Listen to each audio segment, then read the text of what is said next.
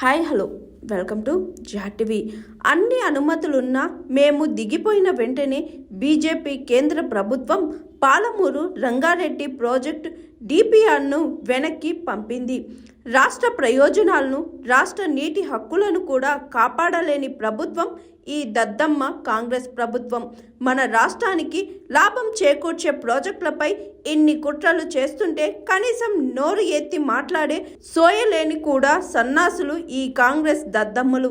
వీరి కుట్రలను ప్రజల ముందు నిలదీస్తాం. పాలమూరు రంగారెడ్డి నల్గొండ జిల్లాలో కాంగ్రెస్ ప్రభుత్వాన్ని ఎండగడుతూ భారీ బహిరంగ సభలు ఏర్పాటు చేస్తామని అన్నారు బీఆర్ఎస్ అధినేత కేసీఆర్. పాలమూరు జిల్లా కాడికి వస్తే నియోజకవర్గానికి 1,00,000 ఎకరాలు వారాలి.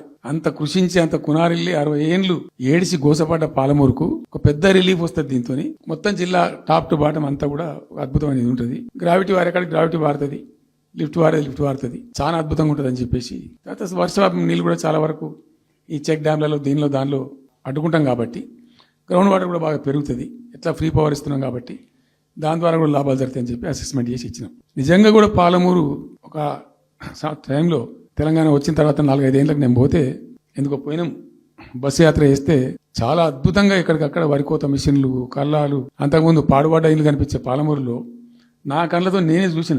ఇంకా ఇది అంతా కంప్లీట్ అయిపోతే ఈ అనుకున్న 15 లక్షల ఎకరాలకు నీళ్ళు వస్తే చాలా దివ్యంగా ఉంటుందని చాలా సంతోషపడుకుంటూ పోయినాం. సరే, ఇప్పుడు కేంద్ర ప్రభుత్వం కొత్తగా తాకిదు, అది ఎవరు చెప్పినారో తెలియదు. వాళ్ళు చెప్తున్నారు, ఇప్పుడు గవర్నమెంట్ ఉన్న వాళ్ళు చెప్పడం చెప్తున్నారు. ఏంది, మీరు 90 టీఎంసీలు పెట్టుకున్నారు, పాత గవర్నమెంట్ పంపించింది, ఒకటి డిపిఆర్ తిప్పి పంపించారు, దాని మీద సడి లేదు, సప్పుడు లేదు, లుల్లి లేదు, లుకాండం లేదు, తల ఊగుతున్నారు. ఎందుకు తల ఊగుతున్నారు? రాష్ట్ర ప్రయోజనాలు కాపాడడానికి లేకపోతే, రాష్ట్రానికి వచ్చిన నీళ్ళని కూడా కాపాడే స్థితి లేకపోతే ఇదేం దద్దమ్మ ప్రభుత్వం? ఇంత చేతగాని ప్రభుత్వం ఉంటే ఎట్లా? నోరు లేని ప్రభుత్వం ఉంటే ఎట్లా? పెద్ద నోరు పెట్టుకొని పెద్ద గడబడి చేయాలి కదా. 10 టీఎంసీలు పోతేనే ఒక్కొక్క రాష్ట్రం ఎక్కడ దాకా పోయి కొట్లాడతారు. ఇవాళ మొత్తం డిపిఆర్ఏ పంపించి ప్రాజెక్ట్ని ఆగం చేసే పరిస్థితి వస్తే సప్పుడు లేదు ఒకటి. రెండవది, ఇప్పుడేం చేసిండ్రు, ఇరిగేషన్ మంత్రి లెటర్ రాసిండు. వాడు చెప్పిండా చెప్పలేదు భగవంతుని గారు, 45 టీఎంసీలు ఇవ్వండి మాకు అనుమతి అని చెప్పి. ఎట్లా రాస్తావు నాకు అర్థం కాదు. ఏం ముఖం పెట్టుకుని రాస్తావు? ఇదో ప్రభుత్వమా? అంటే ఉన్న వస్త్రానికి పోతే అనవసరం పోయింది అన్నట్టు ఉన్నది కూడా కొట్టుకుంటారు ఎవడన్నా. ఎవరైనా నీళ్ళు అవి ఆల్రెడీ బచావ్ ట్రిబ్యునల్ తీర్మానంలో ఇచ్చింది. దాన్ని కర్ణాటక వాడుతుంది, అటు మహారాష్ట్ర వాడుతుంది. వాళ్ళ లెక్కల్లో చూపెడుతున్నారు. వాళ్ళు రాల్మట్టి డ్యామ్ లో వినియోగంలో చూపెడుతున్నారు. వాళ్ళు మాకు వచ్చిన 21 టీఎంసీ మేము ఇక్కడ వాడుతున్నామని చెప్పి. ఆ 2 ఎగువ రాష్ట్రాలు వాడుతుంటే ఇక్కడ వచ్చి మనకు వచ్చినటువంటిది బాజాప్తా, అది కూడా ట్రిబ్యునలే కదా, బచావత్ కూడా ట్రిబ్యునలే కదా. ఆ ట్రిబ్యునల్ తీర్పు ద్వారా వచ్చిన 45 టీఎంసీ నువ్వు ఎందుకు ఆపుతున్నావు? ఇప్పుడు ఇది రాష్ట్ర ప్రభుత్వమా? ఇక్కడ ప్రభుత్వం ఉందా? నిద్రపోతున్నారా? ఇంతసేపు రియల్ ఎస్టేట్ దందా తప్ప ఇంకోటి లేదా? ఇల్టు భూములు ఎట్లా అమ్ముదాం, పల్టు భూములు ఎట్లా అమ్ముదాం, ఆ భూములు ఎట్లా దెబ్బ పెడదాం, ఇంత కమిషన్ కొడదాం, ఇది తప్ప రాష్ట్ర ప్రయోజనాలు, నీళ్లు, రైతులు, మనుషులు లేరా? ప్రాజెక్టులు ఎందుకు 2 ఏళ్ల నుంచి ₹1 పెట్టలే? ఎందుకు ఒక తట్టడి మట్టి తీయలే? ఎవరు నిరోధించిన మిమ్మల్ని? ఎవరు అడ్డుపడ్డారు? మీకు ఎవరు కట్టేసారు మీ కాలను? అటు పైసా పని చేయరు, నిష్క్రియాపరత్వంగా ఉంటారు. డిపిఆర్ పంపిస్తే సపోర్ట్ చేయరు. ఇలా చివరికి 45 టీఎంసీ అని రాస్తారు. అంటే ఏం కాబోతుంది? ఎవరో ఒత్తిడి ఉంది దీని వెనుక? ఏం కుట్ర దాగి ఉంది? ఇది 2 ఏళ్ల నుంచి నేను మౌనం పాటించి చూసుకుంటూ వస్తున్నాం. తప్పని పరిస్థితి నేను బయలుదేరినప్పుడు తప్పదు. అటు కేంద్రాన్ని ఎక్స్పోజ్ చేస్తాం, ఇటు రాష్ట్రాన్ని ఎండగడతాం. ప్రజల మధ్యలో ఖచ్చితంగా ఇలా మొత్తం విస్తారంగా మాట్లాడినాం, చర్చించినాం. చాలా పెద్ద ప్రజా ఉద్యమానికి శ్రీకారం చుడతాం. కంపల్సరీ పాలమూరు, రంగారెడ్డి, నల్లగొండ జిల్లాలలో గ్రామాన దానికి పోస్టర్ డిజైన్ అవుతుంది, కరపత్రం డిజైన్ అవుతుంది. ప్రజా ఉద్యమాలు చేస్తాం, పెద్ద బహిరంగ సభలు పెడతాం. నేను స్వయంగా అటెండ్ అవుతున్న బహిరంగ సభలకు. ప్రజాక్షేత్రంలో ఈ ప్రభుత్వం యొక్క నిష్క్రియాపరత్వాన్ని ఎండగడతాం. ఇప్పుడు వాయిస్ అయితే తెలంగాణకు, మరి తెలంగాణకు ఉన్న ప్రభుత్వం మాట్లాడకపోతే ఇంకెవరు మాట్లాడాలా? మాకు 2 బాధ్యతల్ని, ఒకటి తెలంగాణ తెచ్చిన పార్టీగా, రెండవది ప్రధాన ప్రతిపక్షంగా కూడా కంపల్సరీ మా డ్యూటీ మేము చేయాలి. అందుకోసం గాను వీళ్ళు ఏదో తమాషకు మేము అదోటి అడ్డం పొడుగు మాట్లాడి, కిరికిరి మాటలు మాట్లాడి, ఈ కారు కూతలు కూసి ఏదో చేస్తామనుకుంటే నడవదిగా. ఈ ఏళ్ళ దాకా వేరే కథ, రేపటి నుంచి వేరే తోలు తీస్తాం. ఎక్కడికక్కడ ప్రజలు ఖచ్చితంగా ఎక్కడికక్కడ నిలబెట్టే ప్రయత్నం చేస్తాం. అడుగున చెక్ చేస్తాం, ప్రతి విషయంలో చెక్ చేస్తాం. Sufficient time we have given.